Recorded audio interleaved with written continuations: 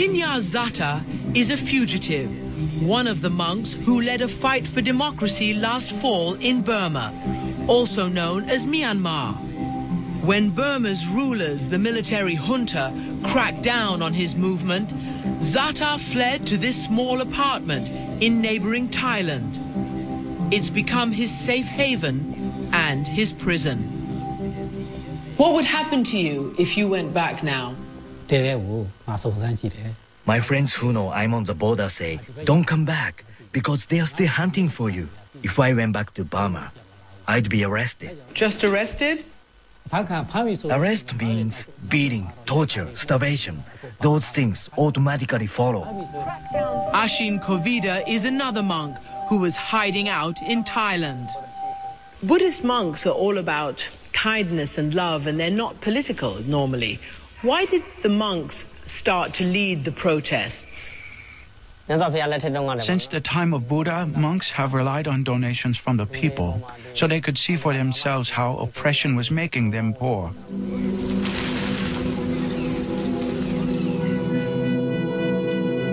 For centuries, Burma's Buddhist monks have begun each day fanning out in long columns across the country, offering people the chance to pour food into their begging bowls.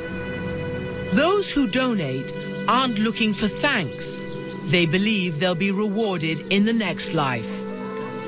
But in recent years, the monks had noticed a drastic change.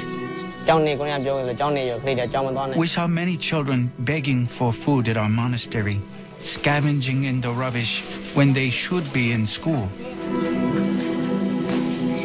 A third of Burma's children are malnourished. A tenth now die before their 5th birthday. All this in a country once known as Asia's rice bowl. Why are the people so poor if our country is so rich in timber, jewels, and gas? It's the fault of the military dictatorship. That's why we try to topple the military regime.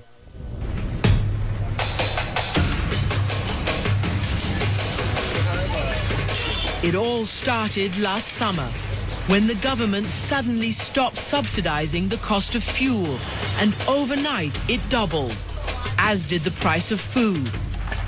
So Buddhist monks, believers in non-violence, took on Burma's brutal military junta. You have a secret insurgency. The world is not used to seeing monks in this role as struggling against a military regime. Although we use clandestine tactics, we never resort to violence or terrorism.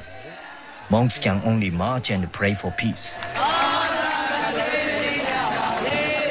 The monks decided to stage a religious boycott. Their upturned begging bowls were a dramatic signal to the junta that they were refusing their donations. In effect, they were excommunicating the regime. Young monks like Gaudida, whom I met in Thailand, led the charge. We demanded that the government reduce food prices, apologize for attacking the monks, have a dialogue with all of Burma's ethnic groups, and release all political prisoners like Aung San Suu Kyi. Those were our full demands. Aung San Suu Kyi has been under house arrest for 12 of the last 18 years. Her crime? Winning Burma's last democratic elections in 1990.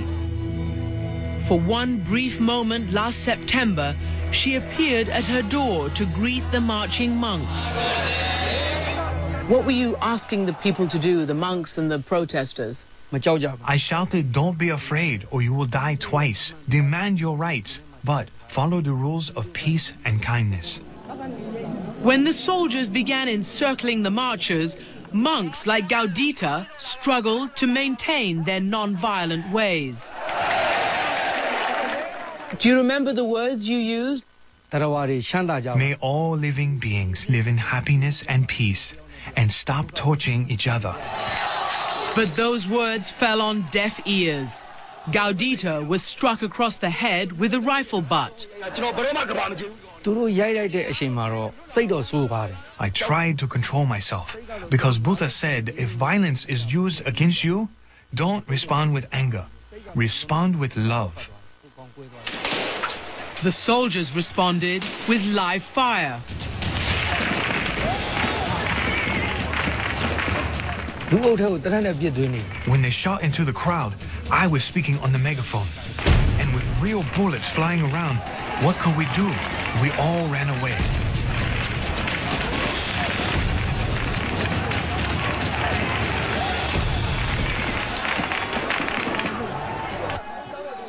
You're a man of peace. Your whole religion is based on love. What did you feel when you saw fellow monks and fellow citizens dead in the streets after the crackdown? When they started shooting, I wanted to cry, even though I've spent a lifetime meditating.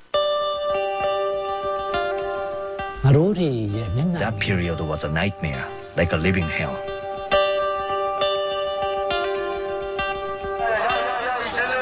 Suddenly, the monks who were Burma's moral leaders became the regime's most wanted criminals.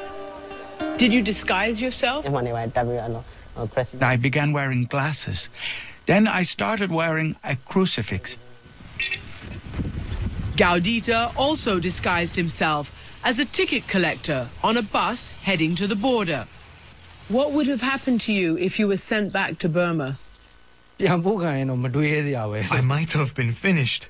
I might have been killed.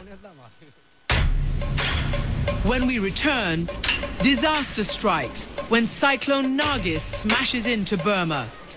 Buddha's warriors step into the breach.